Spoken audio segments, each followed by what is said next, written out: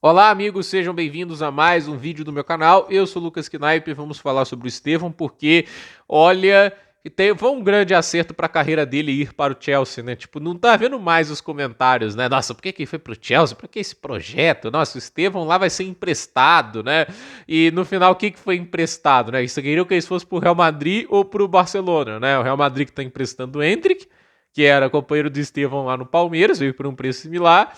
E o Barcelona que já vendeu o Vitor Roque, né? Tipo, não achou espaço para ele, preferiu, obviamente, confiar 100% nas opções que eles tinham lá, o Ferran Torres e o Robert Lewandowski. O Lewandowski agora já tá com seus 37 anos, que eu sou um grande fã. Para mim, melhor 9 da geração, mas, cara, a gente vê que esses times não estão nem aí pro jovem talento, pro futuro deles, eles procuram produção imediata. Os jovens talentos que importam pro Barcelona hoje são aqueles que podem chegar no time titular e agregar de maneira imediata. O Chelsea tá com uma ideia de longo prazo, médio prazo, né? E aqueles que já conseguirem produzir de forma imediata, maravilha, né? Mas é um time que, assim, eu critico, continuo criticando a ideia de que o time é muito unidimensionado, a ideia de só ser jovens talentos, né? Eu acho que em alguns momentos se faz necessário jogadores mais maduros, entende? Eles até têm, nesses jovens talentos, jogadores que já têm uma experiência maior, como é o caso do Enzo e do Caicedo, e que já tem uma maturidade muito acima da média para um atletas da idade deles. Mas a verdade é que, assim,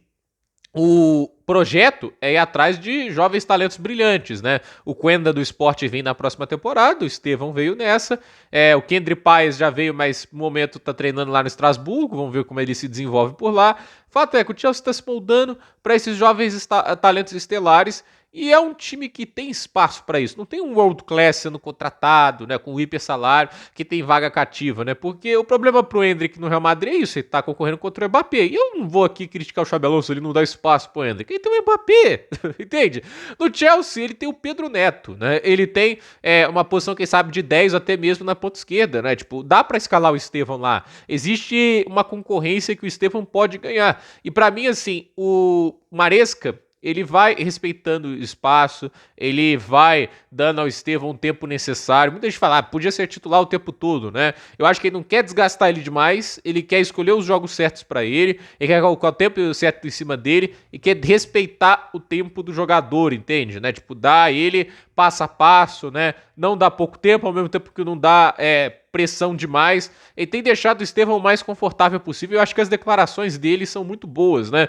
O Maresca falando que o Estevão tem que aproveitar esse momento, não colocar muita pressão, que é ruim ficar falando de Messi, Cristiano Ronaldo, né? Que assim, o importante é o que vai ser lá no futuro, etc. O que ele vai construir da carreira. Mas o momento agora é de desenvolver, de crescer, não é de ser uma estrela, uma produção imediata, entende? E assim, o cara tá nesse tempo aí, aproveitando as oportunidades e jogando muito bem, sem ser colocado numa pressão muito grande, que é uma coisa muito mais natural em equipes como o Bayern de Munique, em equipes como o Paris Saint-Germain, em equipes como o Real Madrid e Barcelona, né? Óbvio que no Chelsea vai ter pressão por vitórias, óbvio que no Chelsea é um time que há obrigação de resultados, mas assim, o projeto do Chelsea é muito mais agradável para um atleta do perfil do Estevão do que esses outros times, né?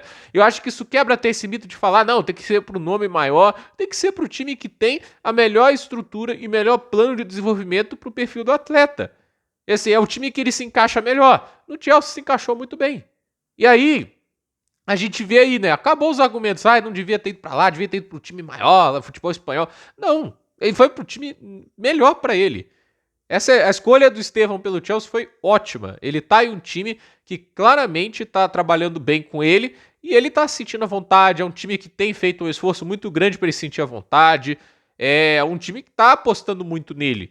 E eu não sei se o Barcelona, o Real Madrid fariam isso. O Real Madrid é um time que eu tenho certeza, se tiver a oportunidade de contratar uma estrela para ponta direita, eles fazem. O Barcelona, se tivesse grana, faria isso. Hoje eles têm o Lamine Yamal. Vocês acham que eles vão deixar o Lamine Yamal no banco para colocar o Estevão? Não vão. Eles não vão fazer isso. É a mesma coisa pro Real Madrid, pro Bayern de Munique. Eles têm o Olizé. Vocês acham que eles vão se sentir obrigados a colocar o Estevão? Não vão. Entende? Esses times, eles estão sempre procurando produção imediata, curto prazo, né? E assim, não tô dizendo que é errado, é a metodologia deles para procurar resultados e títulos o quanto antes, né? a nova gestão do Chelsea é diferente do que a gente tinha com o Abramovich. Na época do Abramovich, talvez não fosse o melhor ambiente para o Estevão jogar, e não acho que o Abramovich teria contratado o Estevão, só para dizer aqui. Mas a questão existe o jeito do Abramovich, que também deu certo, que também deu ao Chelsea muitos resultados, elencos fantásticos, mas o jeito dessa gestão da Clear Lake, né, com o Todd Bowley e o Ebigali, né, é contratar jovens talentos, né, ou de classes para o futuro. Nem sempre acertam, vamos ser sinceros, tem muito jogador que eles contrataram que aí não vai ser world class ou um craque do futuro, mas quando estão acertando, né, estão acertando bem, né, tipo, não dá pra negar que Moisés Caicedo e Enzo Fernandes são jogadores incríveis, que tem o Cole Palmer, que tem o Estevão, né, são jovens talentos fantásticos e que vão produzir por muito tempo, né, então vamos ver aí o que o Chelsea ainda vai fazer mais. Eu não acho que o time, assim, pelo dinheiro investido, tá à altura do que foi gasto, mas talvez no futuro a gente olhe com olhos melhores, né? Talvez, vamos ver.